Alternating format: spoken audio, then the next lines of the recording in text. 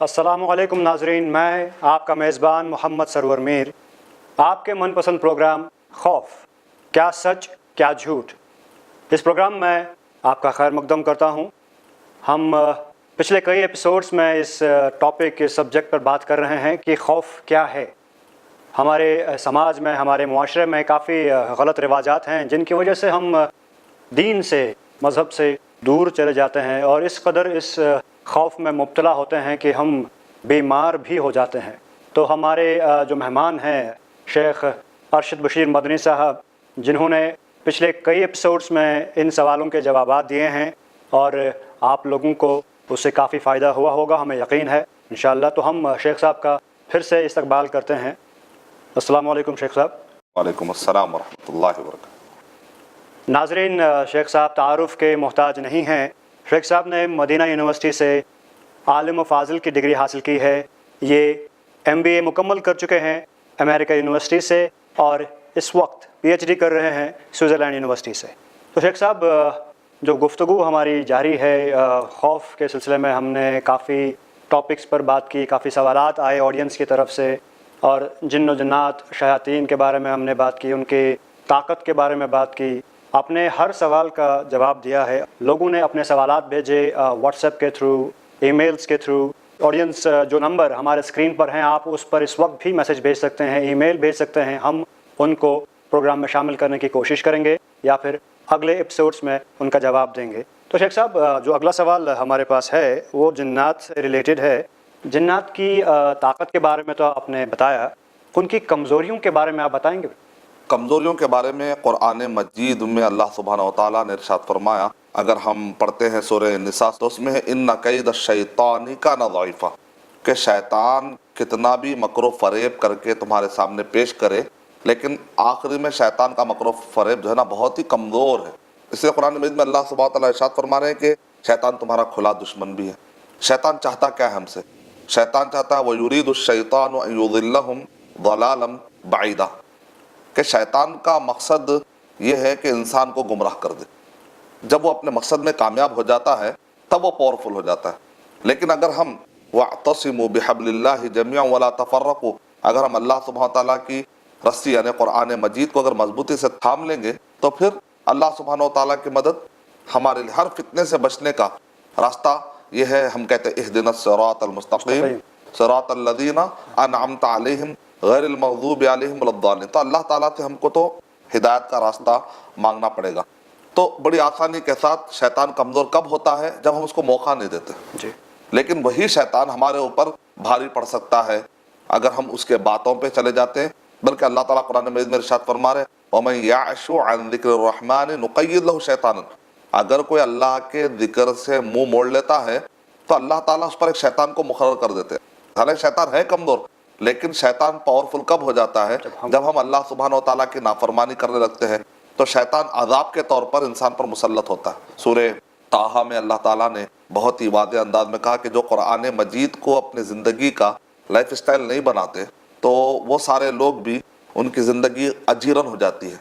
किस्म किस्म के वसवसे, उनकी किस्म में डरावनी ख्वाब, डरावनी, उनका सोना भी डरावनापन और उनका उठना भी डरावनापन, जिनके, जादू के, वहम के, बहुत सारे किस्म के बीमारियां, ये सारी चीज़ों से उसकी ज़िंदगी पूरी ख़राब हो जाती है। जैसा वमन अअरज़ अन ज़िक्री, जो कोई मेरे जिक्र से मुंह मोड़ लेगा फ़इन्ना लहू मईशतन ज़न्का, तो उसकी ज़िंदगी को हम अजीरन कर देते हैं, बहुत ही परेशान कुन। व नहशुरुहु यौमल क़ियामति आमा, और क़यामत के दिन जब वो उठाया जाएगा तो वो अंधा उठाया जाएगा। दुनिया भी ख़राब, आखिरत भी ख़राब। क़ाल रब्बी लिमा हशरतनी आमा वक़द कुन्तु बसीरा, वो कहेगा अल्लाह मेरे पास तो आँख थी लेकिन तूने मुझे अंधा क्यों उठाया? क़ाल कज़ालिका अततका आयातुना, मेरी आयतें तेरे पास आई थी। फ़नसीतहा, तूने क्या कर दिया? उसको भुला डाला। तू देखकर भी अनजान बना रहा। गोया के मौजज़े तूने देखा, कुरान में तूने देखा, तेरा देखना और ना देखना दोनों बराबर था। जैसा कोई अंधा अगर नहीं देखता है तो उसका हाल क्या होता है? तूने वैसा बिहेव किया जैसा कि तू अंधा है, दिखा ही नहीं। जब तू दुनिया में मेरी आयतों से अंधा रहा तो अभी हशर के मैदान में भी तुझे अंधा कर दिया। वह कज़ालिकल यौमा तुनसा, जैसा तूने उसको भुला डाला आज भी तुझे भी भुला दिया जाएगा। इससे क्या पता चल रहा है कि शैतान अजाब के तौर पर भी आते हैं।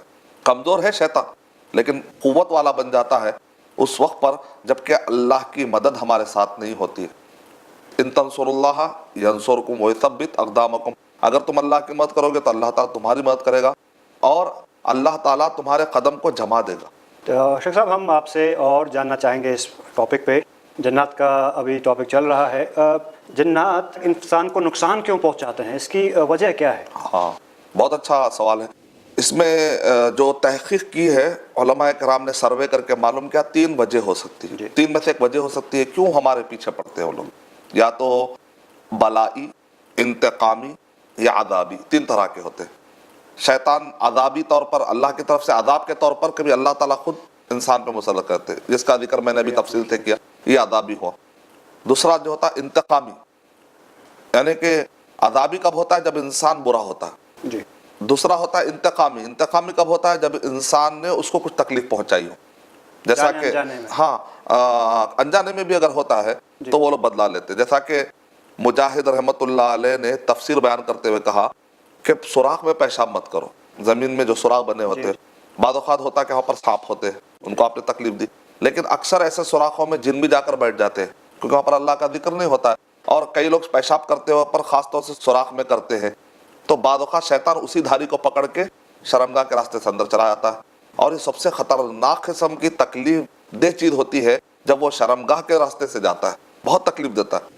کیوں؟ اس لیے کہ ہم نے اس کو تکلیف پہنچائی تو اب وہ اندر جا کر ہمیں بہت قسم کی تکلیف پہنچاتا ہے، پیٹ میں کئی قسم کے بیماریاں، سر میں کئی قسم کے بیماریاں وہ پیدا کرتے ہیں، اندر جانے کی طاقت ہے، جیسا کہ نبی اکرم صلی اللہ علیہ وسلم نے ارشاد فرمایا یجری مجری الدم، صحیح بخاری کے الفاظ ہے۔ اعتکاف کے جب بات ہو رہی تھی تو نبی اکرم صلی اللہ علیہ وسلم اپنے اہلیہ سے بات کر رہے تھے، 2 صحابہ گزرے تو نبی اکرم صلی اللہ علیہ وسلم نے کہا رکو، یہ میری بیوی ہے، اے نبی صلی اللہ علیہ وسلم آپ پر شک کریں گے کیا؟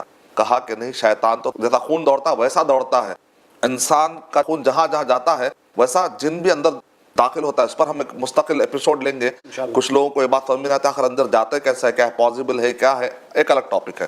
تو شیطان یہاں پر انتقام کے طور پہ جا رہا ہے، یا جن انتقام کے طور پہ آتا ہے۔ اسی طرح سے آپ نے اکثر ہمارے خواتین جو باورچی خانے میں، کچن میں گرم پانی پھینکتے پر احتیاط نہیں کرتے، اکثر یہ موہری جہاں پر سے غلاظت جاتی ہے وہاں پر گرم پانی ڈال دیتے ہیں، سوراخوں میں گرم پانی ڈالنے سے بچنا چاہیے، پیشاب کرنے سے بچنا چاہیے، جہاں جہاں بھی سوراخ ہوتے ہیں خاص طور سے وہاں پر اس کا خاص خیال رکھیں، بسم اللہ کہہ کر آپ پانی ڈالیں اگر پھینکنا بھی ہے تو شیطان کا حملے سے بچ جائے۔ انتقامی، عذابی، بلائی، بعض اوقات نیک لوگوں کو بھی جن پریشان کرتے، شیطان ان کے برائی کی وجہ سے نہیں، گناہ کی وجہ سے نہیں، وہ ایک آزمائش ہے، اللہ سبحانہ وتعالیٰ کی طرف سے آزمائش ہوتی ہے نیک لوگوں کی بھی، جیسا کہ حضرت ابو ہریرہ رضی اللہ تعالیٰ عنہ کو شیطان نے آ کر ستایا، بیت المال پر وہ مامور تھے اور وہ سامان لے جانے کی کوشش کر رہا تھا، اناج لے جانے کی کوشش کر رہا تھا، یعنی ستاتے ہیں۔ بہت سارے صحابہ کرام ہیں ان کے سینے میں جن آ گیا، ستانے لگا، تو نبی اکرم صلی اللہ علیہ وسلم نے ارشاد فرمایا اخرج یا عدو اللہ، اے اللہ کے دشمن تو اندر سے نکل، کیوں ستا رہا ہے؟ خود نبی اکرم صلی اللہ علیہ وسلم نماز پڑھ رہے تھے تو شیطان شعلہ پھینکنے کی کوشش کر رہا ہے، یا تو دل لگی کے طور پر، یا تو مذاق کے طور پر، یا تو ان کو حسد بھی ہوتا ہے، جیسا کہ سورہ فلق میں ومن شر النفاثات فی العقد ومن شر حاسد اذا حسد میں تفسیر طبری اور تفسیر ابن کثیر میں لکھا ہوا ہے کہ حسد انسان کو بھی ہو سکتا ہے اور جن کو بھی ہو سکتا ہے، اس کی بنیاد پر اس کے اندر سے نظر بد جنم لیتی، تو یہ جنوں کی جو نظر بد ہوتی ہے وہ بہت زیادہ خطرناک ہوتی ہے۔ تو ان تفصیلات سے ہمیں پتہ چلا کہ عذاب کے طور پر آتا ہے تو یہ ہمارے لیے بہت ہی بری بات ہوگی کہ اللہ بھی ناراض اور اوپر سے شیطان بھی حاوی۔ انتقام کے طور پر آ رہا ہے تو ہمدردی کا معاملہ کرنا چاہیے اس بیچارے کے ساتھ کہ اس کو پتہ نہیں تھا، انجانے میں بہرحال اس نے تکلیف دی، اگر جان بوجھ کے تکلیف دینے کی نیت سے اس نے سوراخ میں پیشاب کیا تب تو نبی صلی اللہ علیہ وسلم نے بتا دیا تھا کہ سوراخوں میں پیشاب مت کرو، اور تم جو ہے نا اپنے اطراف و اکناف کے یہ جتنے بھی گندگی غلاظت ہوتے ہیں وہاں پر تم خیال رکھو۔ معلومات ہونے کے باوجود اگر آدمی سستی کرتا ہے تو پھر یہ بری بات بھی ہے۔ حضور صلی اللہ علیہ وسلم نے ہر سوال کا پہلے ہی آپ نے جواب دے دیا۔ صحابہ اکرام کہتے ہیں اگر آسمان میں پرندہ اڑتا ہے تو نبی صلی اللہ علیہ وسلم نے ہمیں اس کے بارے میں بھی بتا دیا۔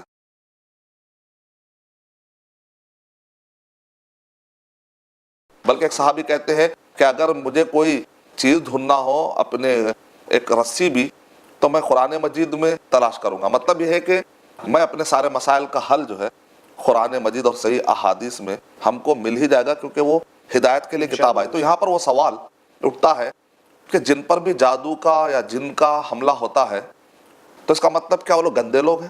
مثال طور پہ بعض لوگ جب ان کو جن ستاتا ہے، جادو کا اثر ہوتا ہے تو وہ لوگ شرم کے مارے جا کر کسی معالج کو، علاج کرنے والے، جیسے دنیاوی اعتبار سے ڈاکٹر ہوتے ہیں ویسا روحانی بیماریوں کے بھی ڈاکٹر ہوتے ہیں، تو ان کو جا کر بتاتے نہیں. ان کے دماغ میں آتا ہے پتہ نہیں لوگ یہ سمجھیں گے کہ شاید میں کچھ گناہ کیا ہوں، اس وجہ سے مجھ پر یہ بیماری آ گئی ہے، تو وہ خجالت کے شرم میں آ کر بتاتے نہیں.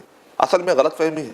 اگر جادو کا اٹیک ہونا یا جن کا اٹیک ہونا واقع کوئی ہمیشہ برا عذاب کے طور پہ ہونا کوئی ضروری نہیں، آزمائش کے طور پہ بھی ہوتا ہے نیک لوگوں کو. کیا ہم یہ مان لیں کہ نعوذ باللہ نبی اکرم صلی اللہ علیہ وسلم پر بھی بات جادو کے مکمل اثرات تو نہیں ہوئے، کچھ لائٹ جس کو ہم کہتے ہیں مطبوب، مسحور اور مطبوب میں فرق ہے. انشاءاللہ ہم وہ بھی ایپیسوڈ لیں گے جو انکار کرتے ہیں. مسحور نے مطبوب یعنی کہ جادو کے کئی لیول سے، تو آخری جو لیول ہوتا ہے بھولنے کا، اس ٹائپ کا کچھ اثر ہوا نبی اکرم صلی اللہ علیہ وسلم پہ، اور صحابہ کرام پر بھی اس کے اثرات دیکھے گئے. یہاں تک کہ موسیٰ علیہ السلام ہلتے ہوئے رسیوں کو جو سانپ نظر آئے اس کو دیکھ کر ان کے اندر خوف پیدا ہوا. تو نیک لوگوں پر بھی جادو اور جن کی وجہ سے کچھ خوف آ سکتا ہے. اس کا مطلب یہ نہیں ہے کہ وہ برے لوگ. جی اس میں ہمارے ایک تسلی ہے. ہمارے کئی بھائی جو جنات یا جادو کے مسئلے کو لے کر خاندان میں پریشان ہے، پتہ نہیں مجھ سے کیا عذاب ہو گیا، کہ یہ لوگ دوہرے غم میں مبتلا ہے. کیونکہ خوف کا نیکسٹ سٹیپ کیا ہوتا ہے؟ غم. شیطان تو چاہتا ہی ہے کہ بندہ خوف میں رہے، وہ چاہتا ہے کیونکہ اس کو آدم علیہ السلام اور اس کی اولاد سے حسد ہے، کیونکہ میں سجدہ نہیں کیا تو میں جہنم میں گیا. تو اس کی لاجک کیا ہے؟ جب بھی خوف کرے گا اور غم میں دیکھے گا تو وہ خوش ہوگا. اللہ تعالیٰ قرآن مجید میں ارشاد فرما رہے ہیں وَأَمَّا بِنِعْمَتِ رَبِّكَ فَحَدِّثْ، اپنے رب کی نعمت کو تم بیان کرو. یعنی اللہ تعالیٰ جب کسی کو نعمتیں دیتا ہے تو اللہ تعالیٰ چاہتا ہے کہ بندہ اس کو بتائے، خوش و خرم رہے. ہمیشہ غم کا چہرہ ڈال کر رہیں گے تو شیطان خوش ہوگا. اللہ تعالیٰ کو خوش کرنا چاہیے ہم کو. تو شیطان کی عادت یہ ہوتی ہے کہ وہ غم میں مبتلا کرے، ڈبل غم میں مبتلا ہو جاتا ہے. پہلے تو جادو جن سے پریشان ہے، پھر اوپر سے کیا مجھ سے عذاب ہوا. نہیں، اللہ کے ساتھ اچھا سوچیے، اچھا گمان رکھے. اللہ تعالیٰ کسی ایک آنے والے تکبر سے یا کوئی بڑی بیماری سے ہو سکتا بچا رہے ہوں گے، یا آپ کو پریکاشن لینا سکھا رہے ہوں گے، یا اس بہانے اللہ کے قریب آپ ہو جائیں گے. کیونکہ حدیث شریف کیا ہے؟ اللہ تعالیٰ بعض اوقات کسی نیک بندے کو اس کے کچھ اچھے عمل کی وجہ سے پسند کر لیتے ہیں کہ بندہ جنت میں آ جائے، لیکن وہ بندے کے عمل اتنے اچھے نہیں ہوتے کہ جنت میں چلا جائے. تو اللہ تعالیٰ اس پر کیا کرتے ہیں؟ مصیبت ڈالتے ہیں. وہ مصیبت میں کہتا ہے یا اللہ یہ میرے ساتھ، یا اللہ اتنے مرتبہ کہتا ہے، اور فرشتوں سے اللہ تعالیٰ کہتے ہیں اللہ جتنے مرتبہ کہے اس کے نیکیاں لکھتے چلے جاؤ. بعض اوقات مصیبت میں اللہ کہنے کی وجہ سے وہ درجہ پا لیتا ہے جو اچھے راستے میں آ کے ایک آدمی بات کر کے نہیں پاتا. صبر سے بھی جنت پا سکتے ہو، شکر سے بھی جنت پا سکتے ہو. اچھا یا پا کر شکر کرنا نہ بھولو، مصیبت میں صبر کا دامن نہ چھوڑو، تو اللہ کی رحمتیں کھلی ہوئی. انشاءاللہ. سبحان اللہ. اگر اس کی آزمائش ہم پر ہو تو اللہ کرے کہ ہم اس میں کامیاب ہو جائیں. شیخ صاحب، جو آج کا سوال ہے میں پلے کرنے کی اجازت چاہوں گا. السلام علیکم، میرا نام شاکر ہے. میرا سوال یہ تھا، جیسے کچھ لوگ بولتے ہیں کہ آپ کے لیے فلاں کلر اچھا ہے، یہ کلر کی چیز لینی چاہیے، یا فلاں نمبر جو ہے لکی ہے. کیا ان لکی ہمارے لیے ایسا ہوتا ہے؟ کچھ لوگ بہت مانتے ہیں سکھوں کہ میرا یہ سوال تھا، کیا ہمارے لیے کوئی چیز اچھی ہے بری ہو سکتی نمبر اور کلر کے لحاظ سے؟ شکریہ. دیکھیں، ایک اچھا شگون یا برا شگون، جیسے ہم کہتے ہیں اس کے اندر بہت برکت ہے، یا ہم کہتے ہیں اس کے اندر نحوست بہت ہے. تو سب سے پہلے تو ہمارے دماغ میں تھم رول یہ بٹھا لینا ہے، کائنات میں کوئی بھی چیز جو ہوتی ہے، تصرف کا مالک، پورے کائنات چلانے والا کون ہے؟ اللہ سبحانہ وتعالی. کسی کے اندر بذات خود اس کے اندر کوئی فائدہ نہیں. عمر رضی اللہ تعالیٰ عنہ نے حجر اسود کے بارے میں کیا کہا؟ انکا حجر لا تنفع ولا تضر، تو ایک پتھر ہے، نہ نفع پہنچاتا ہے نہ نقصان پہنچاتا ہے. لولا انی رأیت رسول اللہ صلی اللہ علیہ وسلم قبلک ما قبلتک ابدا، اگر میں نبی صلی اللہ علیہ وسلم کو تجھے بوسہ دیتے ہوئے نہیں دیکھتا تو میں ہرگز کبھی تجھے بوسہ نہیں دیتا. کیا بتانا چاہ رہے ہو؟ عمر رضی اللہ تعالیٰ اس میں سبق یہ دے رہے ہیں. کوئی لوگ عقیق کا پتھر لگا لیتے ہیں، کہتے ہیں یہ لکی ہمارے لیے. کوئی لوگ مخصوص قسم کی انگوٹی پہن لیتے ہیں، کہتے ہیں ہمارے لکی ہے. کچھ لوگ مخصوص قسم کا نمبر ہمیشہ اٹھا کے رکھتے ہیں، کہتے ہیں یہ میرے لیے بہت لکی ہے. وہی نمبر، وہی رنگ، اور اسی ٹائپ کا آدمی، اسی ٹائپ کے کپڑے، یہ سارے چیزیں اپنی طرف سے سمجھ لیتے ہیں کہ میرے لیے لکی ہے. تو نہیں، برکت دینے والا بغیر کسی دلیل کے ہم اپنی طرف سے نہیں کہہ سکتے کہ اس کے اندر برکت ہے یا نہیں ہے. اگر قرآن میں، نبی صلی اللہ علیہ وسلم احادیث میں اگر کسی چیز میں بتائے کہ ایسا کرنے سے تمہیں فائدہ ہوتا ہے، جیسا کہ نبی اکرم صلی اللہ علیہ وسلم کی ذات مبارکہ ہمارے لیے برکت والی ہے. صحابیہ کہتے ہیں کہ نبی اکرم صلی اللہ علیہ وسلم کے جو بال تھے، پہلے ثابت ہونا چاہیے کہ نبی اکرم صلی اللہ علیہ وسلم کے بال ہیں. کوئی اور بال لا کر کوئی آدمی ہم کو دھوکہ دے کہ نبی اکرم صلی اللہ علیہ وسلم کے بال ہیں تو پھر وہ دھوکے میں نہیں آنا چاہیے. نبی صلی اللہ علیہ وسلم کے جو بال تھے، صحابیات کیا کرتے تھے؟ اس کو ایک جلجل میں رکھ کر محفوظ رکھتے تھے، اور جب بھی کوئی بخار میں آتا تھا تو پانی میں بھگا کر اس پانی کے ذریعے سے وہ لوگ شفا لیتے تھے اور شفا پاتے تھے. تو ایسی کوئی برکت کا ذکر قرآن اور حدیث میں آیا تب تو ہم لیں گے. اور نبی اکرم صلی اللہ علیہ وسلم نے ارشاد فرمایا کہ تم نیک فال لے سکتے ہیں, برے فال نہیں لینا. نیک فال کی بھی تحدید کر دیا آپ نے, اس کے بھی حدود بتا دیا. ایسا نہیں کہ ہم جس میں چاہے کہہ دیں, جس سے کچھ باتیں سمجھ میں آتی ہو. ایسے چیزیں مثال کے طور پہ صلح حدیبیہ کے موقع پر جب صلح کی بات ہو رہی تھی کفار قریش کی, تو سب انتظار میں تھے کہ پتہ نہیں کیا ہوگا. تو کفار قریش کے پاس سے جو شخص آ رہا تھا اس آدمی کا نام تھا سہل. نبی اکرم صلی اللہ علیہ وسلم نے ارشاد فرمایا اب ہمارا معاملہ سہل ہو جائے گا. یعنی کہ ایک نام سے آپ نے اچھا شگون لیا وہ تو جائز ہے, لیکن برا شگون ہم نہیں لے سکتے. جیسا کہ کفار قریش لیا کرتے تھے, جیسے گھر کے باہر نکلے اچانک جو ہے پرندہ کو اڑاتے تھے وہ لوگ. اگر وہ رائٹ سائڈ پہ اڑتا تھا تب تو وہ لوگ خوش رہتے تھے, لیکن لیفٹ سائڈ پہ اڑتا تو لوگ کہتے تھے اب یہ میرے لیے انلکی دن ہے. تو دن بذات خود نہ لکی ہوتا ہے نہ انلکی ہوتا ہے, آدمی کی محنت اس کو لکی والی بنا دیتی ہے. فَمَن يَعْمَلْ مِثْقَالَ ذَرَّةٍ خَيْرًا يَرَهُ وَمَن يَعْمَلْ مِثْقَالَ ذَرَّةٍ شَرًّا. آدمی کے عمل سے بنتی ہے جنت بھی جہنم بھی. یہ خاک کی اپنی فطرت میں نہ نوری ہے نہ ناری ہے. یہی اگر کوئی کہے نا فلاں دن میں عاد و سمود پر عذاب آیا تھا, تو انہی دنوں میں تو عاد و سمود کی طرف جو نبی بھیجے گئے تھے بچ کر تو نکلے نا. اگر وہ دن ان کے لیے نحوست والے تھے تو وہی دن نبیوں کے حق میں کہتے ہیں اچھے والے تھے, نیک لوگ. اس کا مطلب وہ دن برا اچھا نہیں ہوا, برا عمل کا نتیجہ برا ہوتا ہے, اچھے عمل کا نتیجہ اچھا ہوتا ہے. یہ معنی نکلا, یہ نہیں نکلا کہ وہ دن نحوست والا ہو گیا. اور وہاں پر ایام النحسات کہہ کر جو بتایا گیا, علماء اکرام نے یہی تفسیر کی, ان کے حق میں وہ نحوست والا اس لیے کہ ان کے عمل خراب تھے. وجہ اس میں عمل ہے, تو عمل پہ زیادہ توجہ دے, ہم عقیدے پر زیادہ توجہ دے. فلاں چیز میں اثر ہے, فلاں چیز میں اثر نہیں ہے, بغیر دلیل کے اپنی طرف سے کسی بھی چیز میں اس وقت تک نہ کہیں جب تک کہ ہمارے پاس کوئی پروف نہ ہو. ہمارے ناظرین کو اس سوال کا جواب ملا ہوگا, تو ہمارے پاس ایک اور سوال ہے, تھوڑا سا مختصر سا, اگر اس پہ آپ جواب دیں. میرا نام کلیم ہے. میرا سوال یہ تھا, کیا دوسری دنیا سے لوگ بھی ہماری دنیا میں آتے ہیں؟ اور کبھی ایسا ہوتا ہے کہ مجھے ایسا لگتا ہے کہ فلاں شخص جا رہا ہے جس کی کچھ شکل کچھ عجیب سی ہے, رات میں دکھا یا صبح میں دکھا, تو کچھ لوگ مجھ سے اس بات کو کہتے ہیں کہ نہیں دوسری دنیا سے لوگ بھی اس دنیا میں آ سکتے ہیں اور وہ ہماری دنیا میں رہتے ہیں. کیا ایسا ممکن ہے؟ جی ایلین کا کانسیپٹ ہمارے بھائی جو ہے نا یو ایف او, جی جیسے کہتے ہیں جو انویزیبل جو ہوتے ہیں یا ان آئیڈینٹیفائڈ فلائنگ آبجیکٹیو کو لوگ ایلین کا نام دے لیتے ہیں. تو دراصل ان کے تصور میں ہے کہ کوئی دنیا سے یا دوسرے پلانٹ سے آ رہے ہیں یا اور بھی کچھ الگ دنیا سمجھتے. یاد رکھیے یہ جو زمین جس پر ہم رہ رہے ہیں یہ بیس ہے انسان کی. دوسرے جتنے بھی گیلیکسیز پائے جاتے ہیں, کیونکہ سائنسدان کے مطابق 100 بلین گیلیکسیز ہے, اس ایک گیلیکسی میں 200 بلین تارے ایک گیلیکسی. تو ہمارا جو گیلیکسی ہے اس کو ملکی وے گیلیکسی کہتے ہیں. اس گیلیکسی میں 45 مصنوعی سیارے جس کو ہم سیٹلائٹ کہتے ہیں. پہلے سائنسدان یہ کہتے تھے کہ 9 پلانٹس ہے, اب کہہ رہے ہیں کہ 8 ہے. بہرحال یہ تفصیلات بتانے کا میرا مقصد کیا ہے؟ تفصیلات بتانے کا مقصد یہ ہے کہ آپ کتنے بھی گیلیکسیز کا دعویٰ کر لیجئے, ان سب کو ایک ہی کائنات کہا جائے گا, دوسری دنیا نہیں کہا جائے گا, اور یہ دنیا کے اختتام پر پھر قیامت ہے. یہ ہمارا کانسیپٹ ہے. تو انہی پلانٹس میں سے آنے والے جو بھی ہیں وہ مخلوقات, اس کو آپ نے یو ایف او نام دیا ہو یا پھر اس کو ایلین آپ نے نام دیا ہو, اصل میں لے دے کے بات پھر وہیں پر آتی ہے جن کے بارے میں انفارمیشن نہیں ہونے کی وجہ سے ہر کوئی اپنے اپنے حساب سے نام دے رہا ہے. سورہ جن اگر اچھا پڑھ لیا جائے, جن کے بارے میں اچھی انفارمیشن جو ہم نے الگ الگ ایپیسوڈ میں اگر دی ہے, یہ انفارمیشن ہم کو غلط سارے نظریات سے ہم کو بچا کر واپس لائے گی. اب بھائی نے جو سوال کیا ہے کہ ہمیں بعض اوقات ایسے عجیب صورتیں نظر آتی ہیں, تو وہ جن ہی ہیں, کیونکہ جنوں کو اللہ تعالیٰ نے روپ بدلنے کا, دھارنے کا اللہ تعالیٰ نے ان کو ایک اختیار دیا, ایک صلاحیت دی ہے, اس کا وہ مس یوز کرتے ہیں. کیسے ڈراتے ہیں؟ مثال کے طور پہ آدمی جا رہا ہے اندھیرے میں, اچانک ایسا لگتا ہے کہ درخت کے کسی قریب ایریے میں پیر ہے, اور اچانک جو ہے ان کو اپنے آپ کو لمبا کرنے کی چونکہ طاقت ہے, اتنا بڑا ایسا لگے گا آسمان میں کوئی منڈی اس کا چہرہ ہے. تو بولے اتنا بڑا آدمی کہاں ہے, گھبرا کے بخار میں پڑ جاتا ہے. کبھی جو ہے وہ ایسا بتائیں گے اپنے آپ کو کہ ان کے پیر پلٹے ہوئے, وہ کہیں گے ارے, جس کو چڑیل نام رکھ دیا گیا, چڑیل نام, پیر پلٹے ہوئے ہیں, اور چہرہ جو ہے اس طریقے سے بنائیں گے کہ ایک آدمی کو ڈرانا مقصد ہوتا ہے.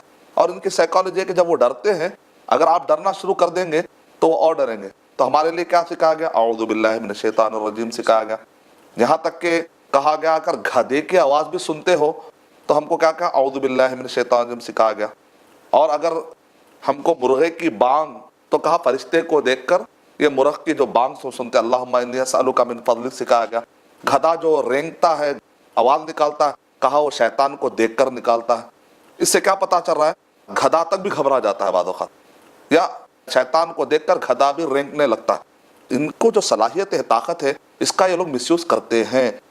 تو اس کا مطلب یہ نکلا صرف اللہ ہی کی مدد ساتھ میں ہو تو آپ ان کا مقابلہ کر سکتے ہیں, اس کے علاوہ آپ کے پاس کوئی بھی ہتھیار نہیں. اسی لیے حسن المسلم, مسلمان کا قلعہ کیا ہے, اس کے عدیہ ہے, اس کے دعا ہے, اذکار ہے. نبی اکرم صلی اللہ علیہ وسلم نے ارشاد فرمایا ایک آدمی دشمن سے بچتا اور اچانک قلعہ آ جائے تو خوش ہو کر وہ قلعے میں پناہ لے لیتا ہے. تو دعاؤں کا حال بھی یہی ہے کہ دعائیں اس کے لیے مومن کے لیے قلعہ ہے. جب یہ قلعے میں آ جاتا ہے, لیکن قلعہ دشمن کے حملے کے وقت پر نہیں تیار کیا جاتا, حفظ ما تقدم, طوفان آنے سے پہلے بند باندھا جاتا ہے. طوفان آتے وقت پر کوئی بند اگر باندھے گا تو وہ کچا بند ہوگا جو اس کو بچا نہیں سکتا. ہم کو ہمیشہ اذکار کرتے رہنا چاہیے. اگر کوئی قریب آتا بھی ہے تو اپنا راستہ بدل لیتا ہے اگر ہمارے پاس اذکار کی طاقت موجود ہے. سبحان اللہ, سبحان اللہ. یعنی کہ آگ لگنے پر کنواں نہیں کھودنا ہے. بالکل بجا فرمایا آپ نے. ہمیں درود, ہمیں کلام پاک کا ذکر, دعاؤں کا سلسلہ جاری رکھنا چاہیے تاکہ عین موقع پر, آخری وقت پر ہمیں مصیبتوں کا سامنا نہ کرنا پڑے. شیخ صاحب آپ نے ہر سوال کا جواب دیا, ہمیں اس سے بہت فائدہ ہوگا, ہمارے ناظرین کو بہت فائدہ ہوگا. آپ کا بہت بہت شکریہ. ناظرین, آپ کے اسکرین پر جو نمبر آ رہا ہے آپ اس پر میسج بھیج سکتے ہیں, واٹس ایپ سے میسج بھیج سکتے ہیں. جو ای میل آئی ڈی ہے اس پر آپ میل کریں, اپنے سوالات بھیجیں اور اگلے ایپیسوڈ میں ہم ان کا جواب دیں گے. اگلے ایپیسوڈ تک ہمیں اجازت دیجیے. السلام علیکم ورحمۃ اللہ وبرکاتہ. السلام علیکم ورحمۃ اللہ وبرکاتہ.